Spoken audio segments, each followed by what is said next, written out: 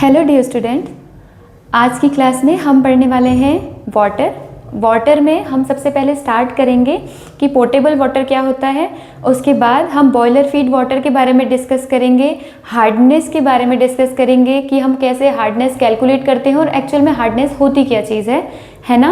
और उसके बाद हम कुछ मेथड्स डिस्कस करेंगे। आज की क्लास में शायद हम boiler feed water, portable water और हार्डनेस, इन तीन छोटे छोटे टॉपिक्स को डिस्कस करेंगे। उसके बाद हम बाकी सारी चीज़ें नेक्स्ट लेक्चर्स से कंटिन्यू करेंगे, ठीक है। तो सबसे पहले अगर आपसे कहा जाए कि आपको कोई पानी दिया जा रहा है तो वो पानी पीने लायक है, इसके लिए आपको क्या लगता है कि कौन कौन सी क्वालिफिकेशन होनी चाहिए? ऐसे ही चलते फिरते कहीं से नाले का पानी उठा के तो हम नहीं पी लेते हैं। कुछ क्वालिफिकेशन कुछ रिक्विजिट होती है, रिक्वायरमेंट होती है, जिसके बेसिस पे हम डिसाइड करते हैं कि ये पानी पीने के लायक है।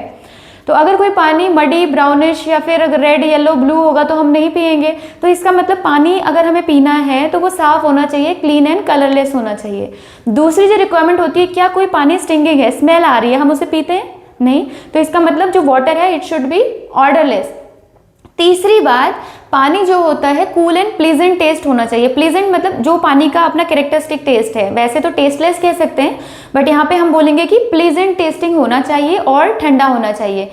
इसके अलावा टोटल डिजॉल्व्ड सॉलिड्स, अगर आपने कभी देखा होगा आपके घर में आरओ सही करने वाले भैया आते हैं तो आप उनसे बोलते हैं कि टीडीएस चेक कीजिएगा और उसी के अकॉर्डिंग वो बाकी सारे काम करते हैं। तो टीडीएस क्या होता है? टीडीएस होता है टोटल डिजॉल्व्ड सॉलिड्स। तो जो सॉलिड इम्प्योरिटीज उसमें हैं, वो जो इम्प्योरिटीज है वो उसका कितना अमाउंट होना चाहिए, वो भी एक फिक्स वैल्यू होती है। सो वो जो वैल्यू होती है वो होती है 500 ppm के अप्रॉक्स। और उसके बाद क्लोराइड कंटेंट, अगर हम क्लोराइड की बात करें तो 250 ppm से नीचे होना चाहिए। टीडीएस 500 ppm से नीचे, क्लोराइड कंटेंट 250 ppm से नीचे और फ्लोराइड कंटेंट 1.5 ppm से नीचे होना चाहिए। ये प्री रिक्विजिट है पोर्टेबल वाटर के लिए। तो सबसे पहले हम स्टार्ट करते हैं पोर्टेबल वाटर होता क्या है।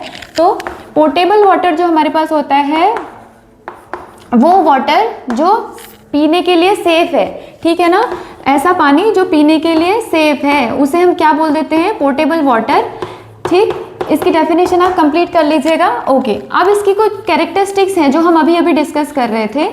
कैरेक्टरिस्टिक्स, तो उसमें सबसे पहले हमने कहा था it should be colourless and clean. दूसरा हमने बोला था क्या? इट शुड बी ऑर्डरलेस, ठीक। तीसरी बात हमने इसके बारे में क्या बोली थी? Cool and pleasant in taste, ये जरूरी है, ठीक। उसके बाद केमिकल रिक्वायरमेंट में हमने क्या बोला था? TDS should be less than 500 ppm, ठीक। ppm इज पार्ट्स पर मिलियन। अभी जब हम हार्डनेस डिस्कस करेंगे तो उसके साथ साथ में हम ये सारी चीजें भी डिस्कस करने वाले हैं। उसके बाद जो आपके पास फिफ्थ पॉइंट था, हमने बोला था क्लोराइड कंटेंट कि वाटर में कितना क्लोराइड हो सकता है। It should be less than 250 ppm। Next हमने बोला था फ्लोराइड कंटेंट। तो फ्लोराइड कंटेंट कितना होना चाहिए? Fluoride content should be less than 1.5 ppm।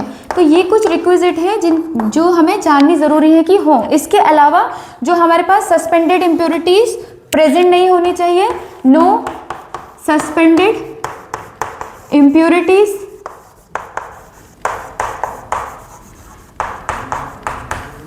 No dissolved gases. कोई भी डिजॉल्व्ड गैसेस जाए, जैसे कि आपके पास है कार्बन डाइऑक्साइड बहुत ज़्यादा हो जाए, अमोनिया हो जाए या फिर H2S हो जाए, तो ये गैसेस ज़्यादा नहीं होने चाहिए। क्या होना चाहिए? नो और लेस क्या होना चाहिए हमारे पास? Dissolved gases like hydrogen sulphide, ammonia and CO2, ठीक। तो ये पोर्टेबल वाटर की रिक्वायरमेंट है। जब पानी में ये सारी वो क्वालिटीज उसके अंदर होंगी तभी हम उस पानी को पिएंगे। ऐसे रैंडमली कहीं का भी पानी उठा के हम नहीं पी लेते हैं, है ना। ओके, तो ये है आपके पास पोर्टेबल वाटर। इसके बाद इसमें एक और चीज बोली जाती है कि जो इसकी हार्डनेस होती है, hardness that should also be less than 500 ppm। Hardness को भी 500 ppm से नीचे होना जरूरी है, ठीक, अब ये बोला हमने हार्डनेस, आपने 12th स्टैंडर्ड तक कभी सुना होगा हार्डनेस क्या चीज़ होती है, क्या आपको थोड़ा बहुत भी आइडिया है? इसके बाद हम इसी टॉपिक को करने वाले हैं, ठीक है। अभी मैं इसे इरेज कर दे रही हूँ, फिर हम उसे डिस्कस करते हैं। नेक्स्ट जो टॉपिक हमारे पास है उसे हम बोलते हैं हार्डनेस। बात कुछ ऐसी है, मेरे पास 2 बीकर्स हैं, ये बीकर 1, ये बीकर 2। मैंने बोला बीकर 1 में सॉफ्ट वाटर है, बीकर 2 में हार्ड वाटर है ना। पहली बात तो जो हार्ड वाटर होता है पीने से भी आपको टेस्ट पता लग जाएगा, ऐसा लगता है कि मोटी हो गई है जीभ हमारी उसे पीने से, तो पहले तो वो है। लेकिन हम ऐसे ही रेंडमली पानी उठा के चेक करने के लिए ये तो नहीं करेंगे कि हम उसे पीने लगे। दूसरे तरीके से अगर आप हार्डनेस की बात करें, आपने कभी अगर आप ऑब्जर्व करेंगे सॉफ्ट वाटर और हार्ड वाटर दोनों में जब आप डिटर्जेंट ऐड करते हैं तो जो सॉफ्ट वाटर होता है वो बहुत सारा लेदर फॉर्मेशन करता है, झाग बनाता है, जबकि जो आपका हार्ड वाटर होता है उसमें लेदर तो बनता है बहुत थोड़ा, लेकिन साथ में कुछ वाइट कलर का स्टिकी मटेरियल बनता है। तो इस वजह से अगर मुझे दोनों ही बीकर्स में बराबर झाग बनाना है तो उसके लिए जो हार्ड वाटर है मेरे पास, इसमें मुझे बहुत ज़्यादा सोप ऐड करना पड़ेगा। तो इसका मतलब क्या है, कहीं ना कहीं ये सोप को कंज्यूम कर रहा है ना। तो अगर ये सोप को कंज्यूम कर रहा है तो हम इसे क्या बोल सकते हैं कि इसके अंदर कैपेसिटी है कि ये सोप को कंज्यूम कर रहा है।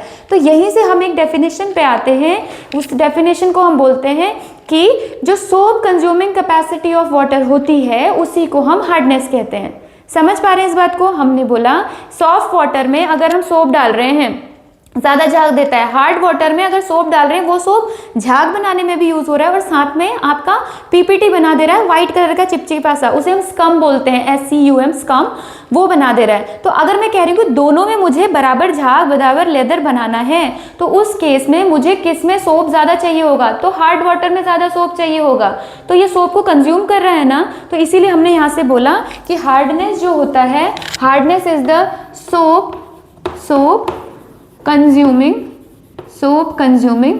capacity of water, तो इसी को हम बोल देते हैं हार्डनेस।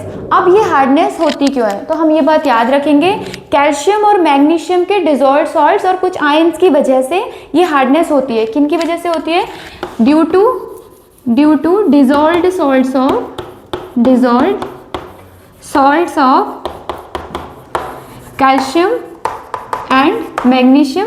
अब ये सॉल्ट्स कुछ भी हो सकते हैं, आपके पास सल्फेट, सल्फाइड, नाइट्राइट, उसके बाद आपके पास नाइट्रेट्स, क्लोराइड्स, बाइकार्बोनेट्स, ये सब कुछ रिस्पॉन्सिबल हैं इस हार्डनेस के लिए। ठीक है, तो अब हम ये कह रहे थे कि ये कर रहा है कुछ वाइट सा स्टिकी सा मटेरियल बना रहा है, तो हम यहाँ से बस इतना पता लगाना चाहते हैं, क्योंकि सिर्फ डेफिनेशन से काम नहीं चलेगा, हमें पता होना चाहिए इसके पीछे केमिकल रिएक्शन क्या है ना। तो अभी हम देखते हैं कि सॉफ्ट वाटर में जब हम सोप ऐड कर रहे थे तब किस तरीके से रिएक्शन हो रही थी और हार्ड वाटर में कैसे रिएक्शन हो रही थी। तो सबसे पहले मैं बना रही हूँ सोडियम स्टीरेट C17H35COONA, ये हमारे पास सोप का मॉलिक्यूल है, सोप या डिटर्जेंट। ये है क्या? इसका नाम है सोडियम स्टीरेट। तो ये जो सोडियम स्टीरेट है आपका, जब ये वाटर में जा रहा है तो वाटर में आपको पता है H2O है ना, वाटर H2O ही तो होता है। तो क्या मैं इसे अगर H पॉजिटिव OH नेगेटिव लिख दूंगी तो ये कोई प्रॉब्लम नहीं है? H positive OH negative. तो अगर इसमें जब रिएक्शन होगी, ये देखो C17H35COO, ये स्टीरेट है, ये सोडियम है, इसी से सोडियम स्टीरेट बना है। इसके पास नेगेटिव चार्ज है, इसके पास पॉजिटिव। अगर कोई भी सॉल्ट को हम क्या करते हैं, सोप में ऐड करते हैं, तो वो अपने आयंस में डिसोशिएट हो जाता है, तो ये वहाँ पर डिसोशिएटेड फॉर्म में है। अब क्या होगा, वाटर का ये H पॉजिटिव इस Na को रिप्लेस कर देगा। अगर इसने H पॉजिटिव ने Na को रिप्लेस किया, तो रिप्लेस करने से जो चीज़ बनती है वो है C17H35COOH। इसका नाम होता है स्टीरिक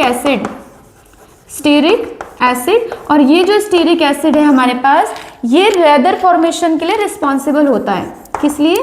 लेदर फॉर्मेशन के लिए रिस्पॉन्सिबल होता है। कौन? Stearic acid. सॉफ्ट वाटर में रिएक्शंस कुछ ऐसे जा रही थी, ठीक है। साथ में जो ये Na पॉजिटिव और OH नेगेटिव है, ये भी हम लिख लेंगे, ठीक।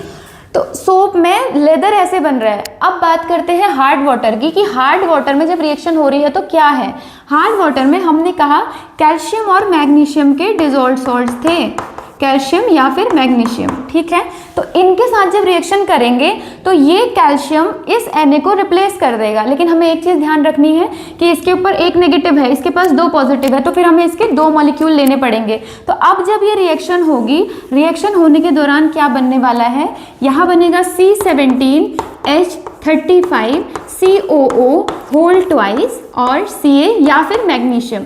तो अभी तक अगर ये सोडियम के साथ स्टीरेट था तो सोडियम स्टीरेट था, अब जो चीज़ बनी है ये मैग्नीशियम में कैल्शियम के साथ स्टीरेट है, तो क्या बनेगा, कैल्शियम या फिर मैग्नीशियम स्टीरेट, मैग्नीशियम स्टीरेट, ठीक। तो ये जो चीज़ है ये इनसॉल्युबल प्रेसिपिटेट है जो व्हाइट कलर का स्टिकी सा है, इसका जनरल नेम क्या होता है, स्कम।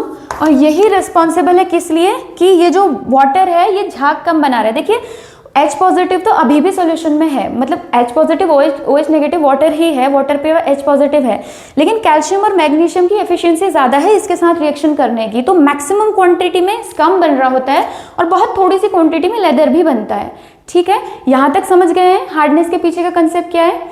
चलिए, तो यहाँ से हम ये समझ पा रहे हैं ये कौन सा वाटर का, हार्ड वाटर। रिएक्शन देख लीजिएगा एक बार, है ना, और ये इंपॉर्टेंट रिएक्शन है। अगर आपसे पूछा जाए हार्डनेस क्या होता है, जब आप बताते हैं soap consume capacity of water किसकी वजह से होती है, due to dissolve salts of calcium and magnesium. यहाँ खत्म करने के बाद हमें ये कंटिन्यू करना होता है कि रिएक्शन में एक्चुअली हो क्या रहा है, ठीक है, ये चीज़ याद रहेगी। तो ये आपका पीपीटी बना जिसकी वजह से वो हार्ड एंड स्टिकी सब्सटेंस आपको जो था वो दे रहा था, आई मीन स्टिकी जो आपके पास प्रेसिपिटेट था वो वाटर में बन रहा था। तो this is all about hardness. Next class में हम हार्डनेस के टाइप से स्टडी करना स्टार्ट करेंगे, बॉयलर फीड वाटर पढ़ेंगे, हार्डनेस कैसे कैलकुलेट करते हैं वो सब पढ़ेंगे, ठीक है। ओके, अच्छे से स्टडी कीजिएगा, all the best, thank you.